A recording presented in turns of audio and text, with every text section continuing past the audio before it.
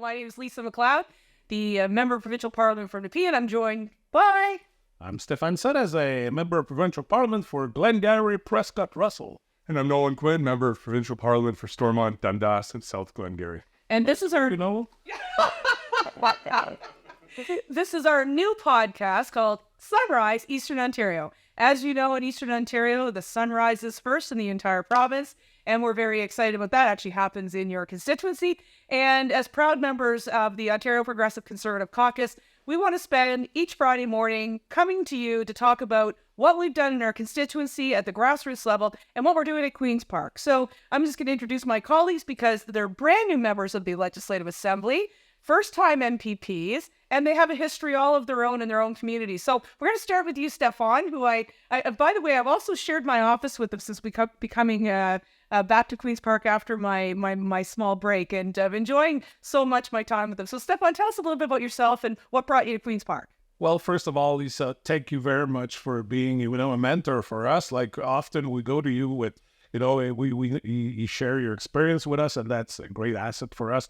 Being like all in Eastern Ontario, of course, and of course, I'm Stéphane Sarrazin, and I'm here as your member of provincial parliament. I was mayor before, and I always said that I want to work for my community, and that's what brought me here. Because of course, we're far from Toronto, so we need a good voice in Eastern Ontario, and that's my plan. And we have a united voice. And so right beside you, your twin terror, because they're both much taller than me, I find I'm very short when I'm with each of them, is our newest MPP from Stormont, Dundas, South Glengarry, Nolan Quinn. Nolan, tell us a little bit about yourself. Yes, so I've run a restaurant for a while. Funny enough, I met Stéphane on our first train ride up to Queen's Park. We were sitting beside each other, so we've been good friends ever since. And Lisa's taken us under her wing because I think we were wandering around lost in this building for a little while until Lisa's helped us out and give us an office space to be able to work in. So I've run the restaurant for a while. I have 3 young kids of my own, Nora, Nolan Jr., and Nevin.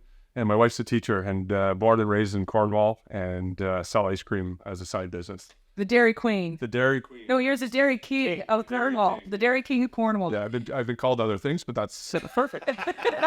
Now, we're wearing some very important socks today. Yes, yeah. So these are why? These are my wedding socks. I only pull them out every now and then when there's something special. And tonight I have my private members built Aaron's Law.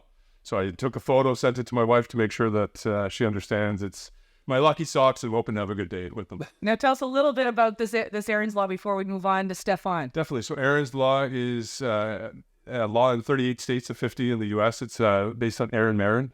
She's a survivor of child sexual abuse, and it's to bring child sexual abuse education into our system, both to teach the children age-appropriate content, to train the teachers and all school staff, and also to ensure that the parents are informed as well. Yeah, very good. Well, good luck with everything, and I'm sure it's going to do just well. Now, I know with Stéphane, you hit the ground running when you became an MPP. You've taken on a massive leadership role with the Franco-Ontarian community here at Queen's Park, but also throughout the rest of the province in Ontario. But you do have a special role as well with the Franco-Ontarian Association. So do you want to talk a little bit about that, where that's taken you around the world to bring Eastern Ontario's voice to French-speaking communities, and how you're enjoying it? Yeah, absolutely. It was... I didn't exactly know what I was getting myself into. But never do. Yeah, they asked me to be the director for the region of Ontario for the, promoting, French through the parliamentary.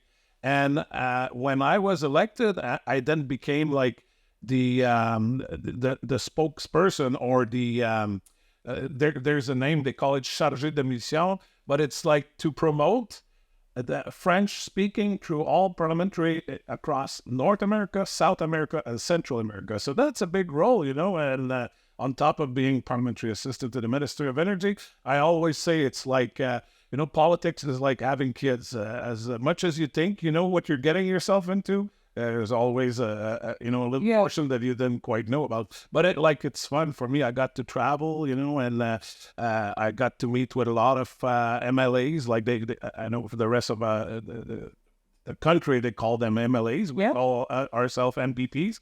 So it's great, to.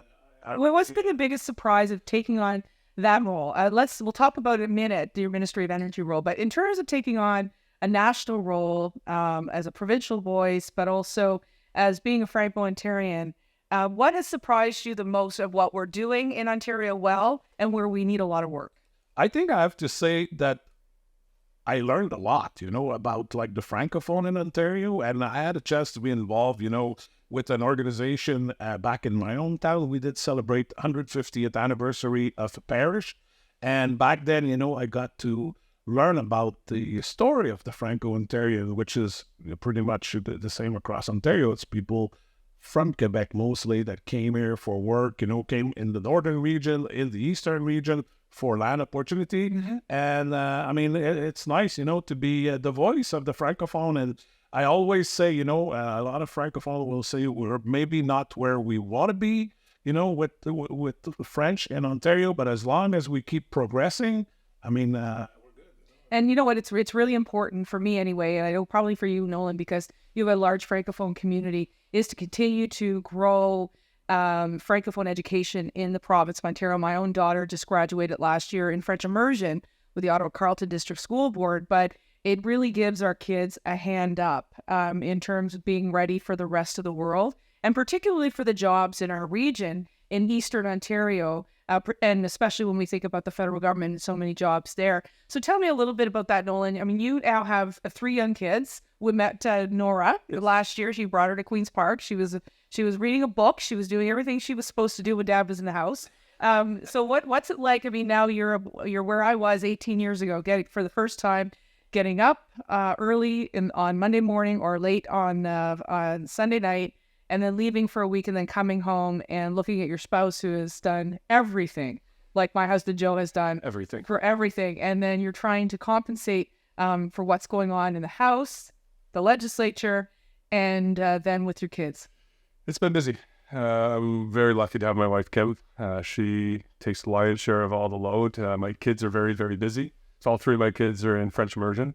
I was not in French immersion, and it did hold me back in human resources. I had to come to Toronto. So in Eastern Ontario, it's extremely important to be bilingual, to be able to get all the job opportunities that are out there.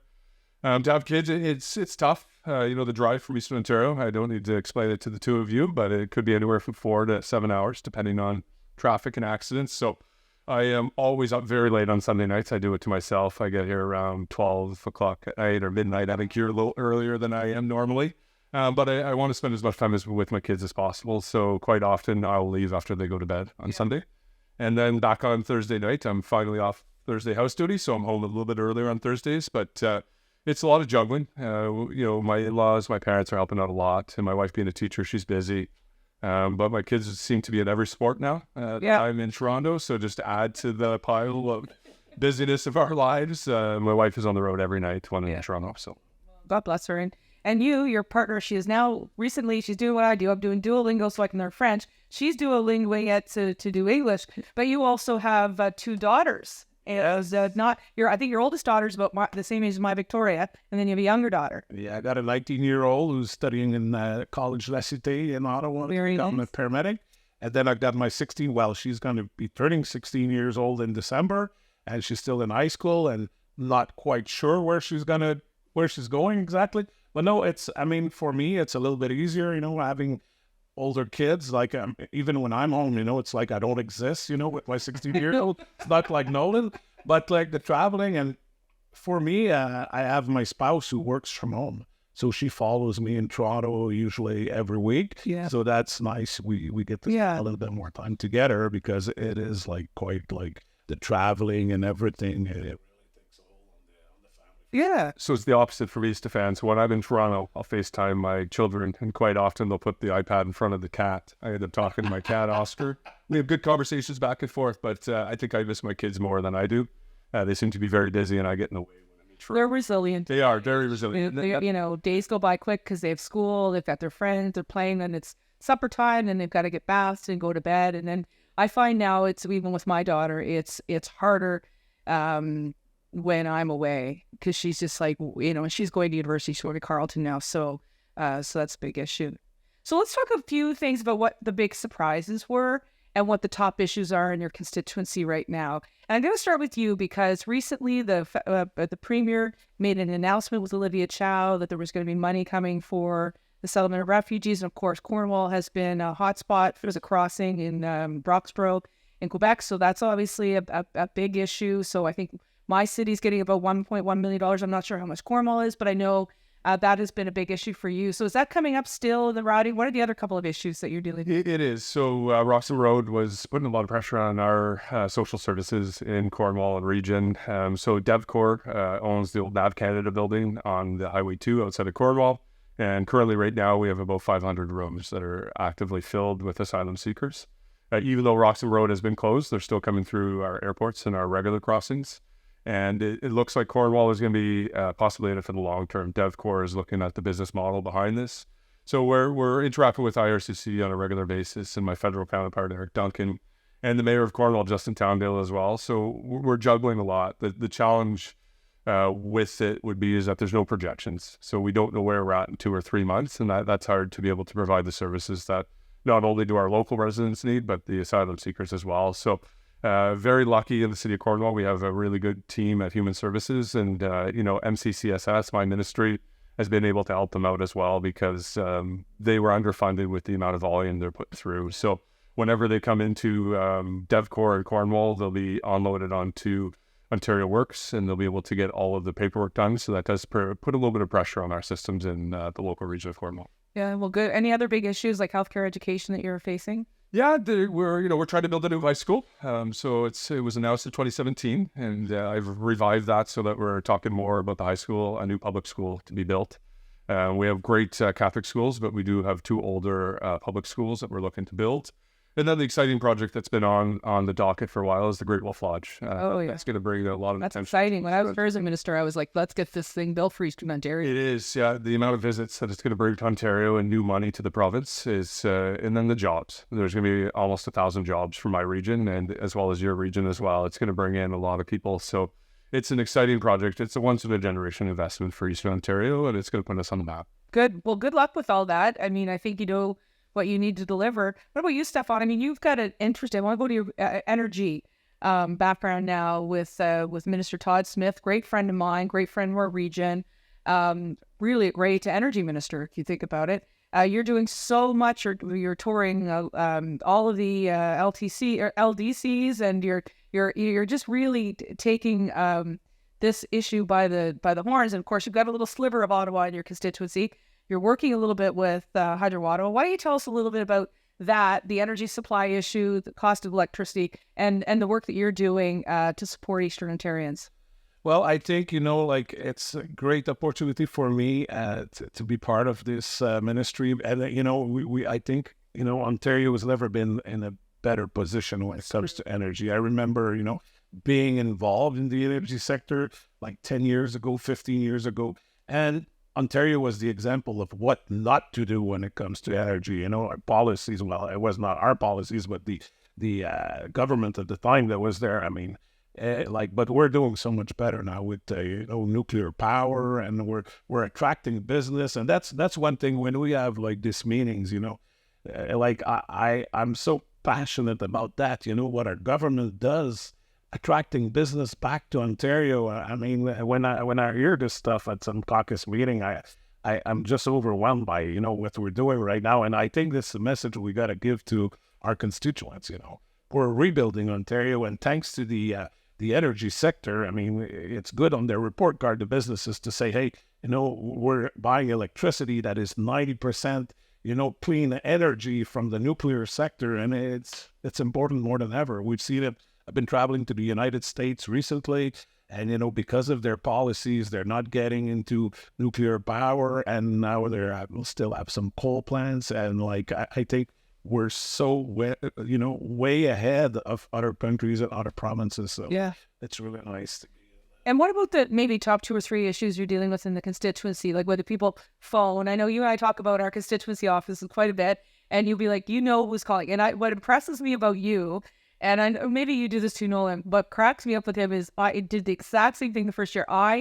First 2 years, I thought I had to be on top of all my data management. I had to be a constituency assistant in addition to being the MPP. And I'm sure my staff are very grateful I'm not anymore. But I'm talking to him on the weekend, and he's telling me he's going through all these lists to make sure that they're all done. So he has a really hands-on approach at the constituency office. So what are you hearing? Well, like myself, I thought it was really important to be close to the people, close to the organizations, because most of the nonprofit organizations in our region are living out of government grants. And, my predecessor wasn't really present there with these organizations. So they're all happy that we have, regular discussions, and I'm there to help them. And like we receive so many emails, on a daily basis.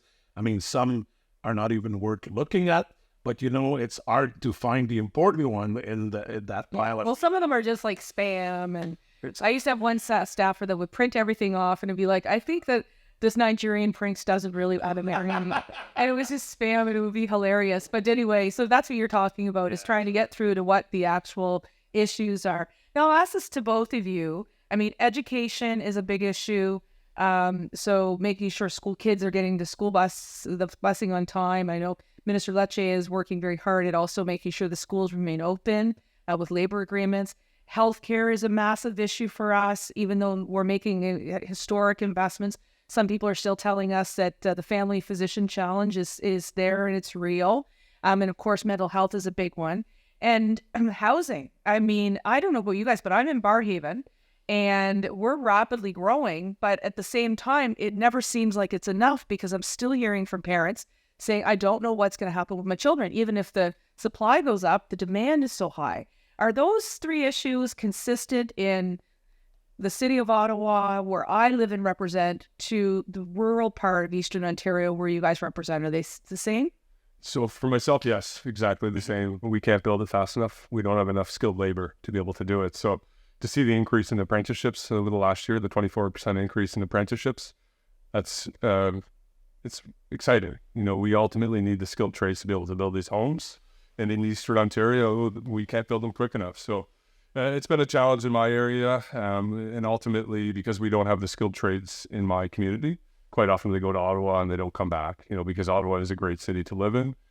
So getting the skilled trades closer to home is important. What we've done, allowing them to go in grade 11 into the skilled trades that Lecce has done, is extremely important. He's a great minister. He is an absolutely... The best I've ever seen is education. I've been here almost 18 years. It's just a great job. Yes. Yeah.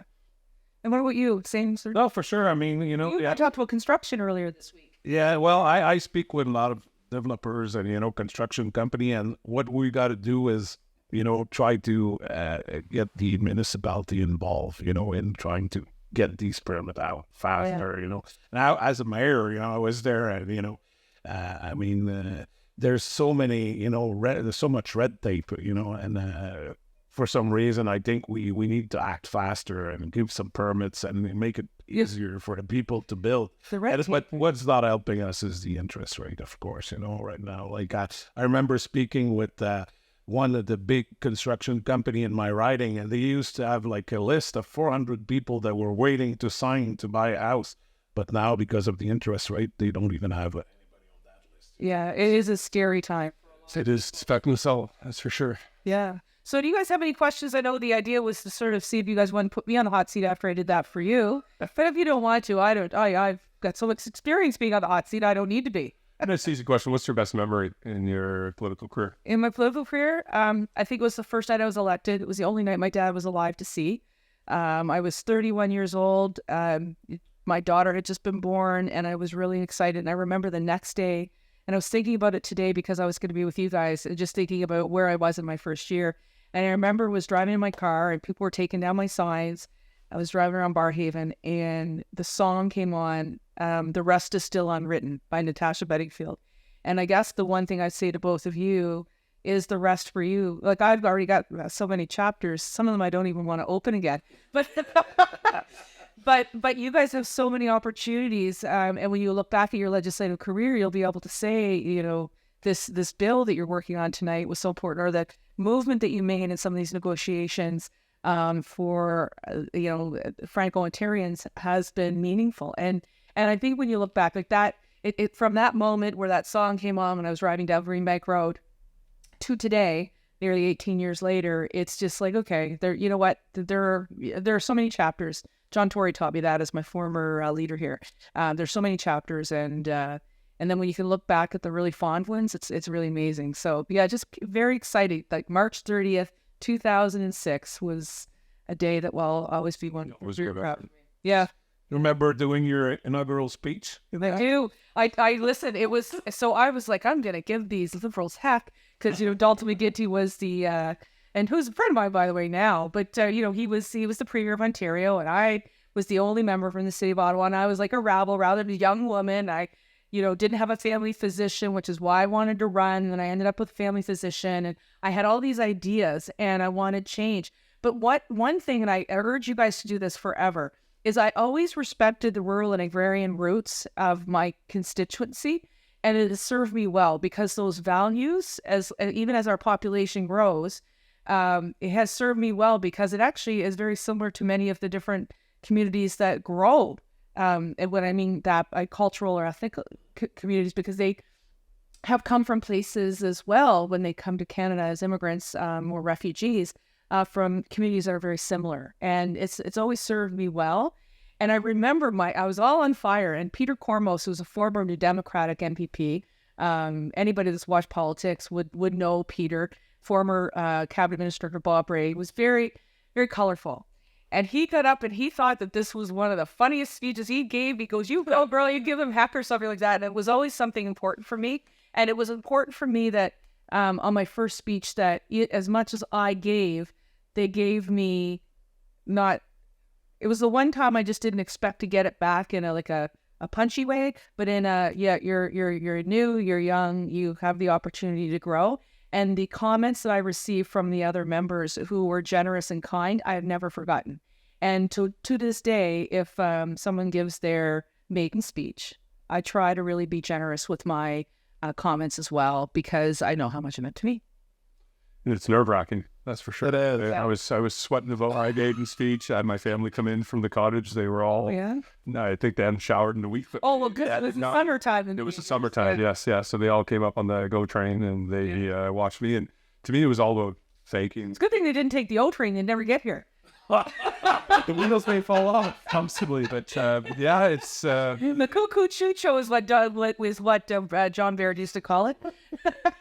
So it's a memory that will live with me forever in that regard. Being that I am so nervous and awkward, having that speech and talking about where I came from. I'm an introvert, very shy. When I started at my restaurant, I was the cleanup kid because I was too shy to make eye contact and interact with customers. So I swept the parking lot, cleaned the toilets, and that's what a lot of my speech was about. It's that I'm not the smartest one there, but I'll work just as hard as anyone in the room. And ultimately, I wanted, the awkward teenagers that are out there to hear that and to resonate that, high school may be a challenge socially, but as long as you're willing to work, you can achieve anything. And you have been an absolute superstar since you've arrived here. I've been so impressed with you and give good comments, questions, feedback. You're very studious and you're doing a great job. Thank you. And that's from your help. You've taken us under your wing. I'm too short to take you under my wing, so... Now, Stéphane, tell us a little bit as we start to wrap up about your main speech. Well, I was like Nolan said, the air conditioning could have been but it was so hot in there, first time speak in front of so many people. I mean, I was sweating, and I was nervous. And of course, with time, you realize that we're all here, we're all pretty much the same kind of people. We're, we're all here to help to make sure our community is doing better. Mm-hmm. And then it's things you realize. But what my surprise is the first day I came to Queen's Park. I never visited Queen's Park before, so I got elected.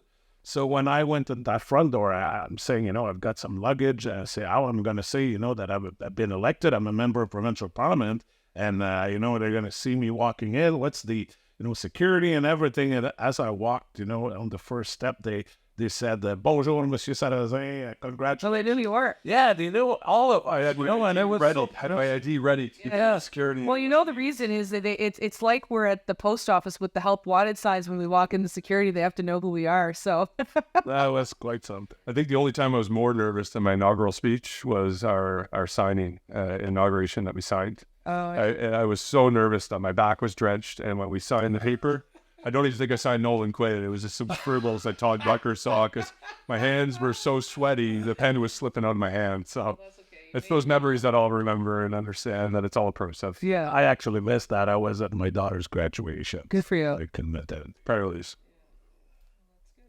All right, so one last question to each of you. So we're going to do this. We're going to try and get her done every Friday, so everybody can sort of see what we're up to. And we're going to bring in some of our colleagues, might bring in some of our constituents. We might bring in even some of the media just to talk about what's going on in Queen's Park and some of the issues of the day.